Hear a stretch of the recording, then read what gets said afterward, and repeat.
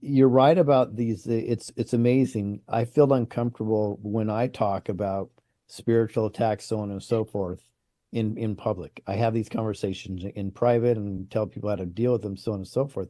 And I do feel uncomfortable, but I would agree with you. When it is mentioned, I have so many people that resonate with that. They're like, "Oh my God, I'm so glad you mentioned it. This is what's happening to me," so on and so forth.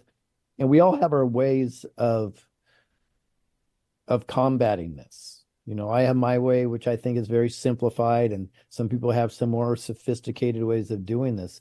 But the first thing I would say to stop a spiritual attack is you have to believe you and God together have the power. Oh yeah. If you already understand that, that's more than half the battle. Yeah.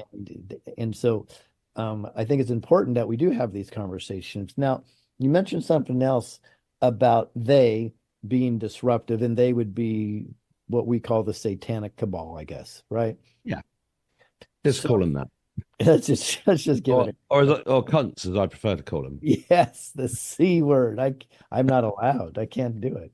Uh, I can do it in your accent, cunt, and it's okay though. It's okay. Yeah, it's okay with you. um, so the reality though is there is a lot of disruption. So we're living in it right now. So you've heard myself and you and I have talked about it's very clear that we're not supposed to be on this Gregorian calendar.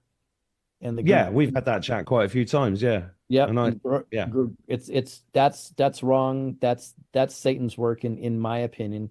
And there's a different type of calendar. In fact, Robert and I are going to, and you're certainly invited, going to have a New Year's Eve truth-a-thon on March 31st of this month, because that's New Year's is April 1st or close to it in our opinion.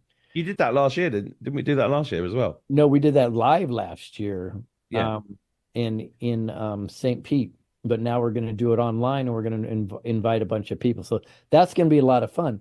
But the disruption is real and it's intentional. The reason why they mess with our calendar is so they mess with our minds and they can keep us off balance. So we're living that today. And let's give an example of that. Sunday in the United States, the time changed Oh, again. I know.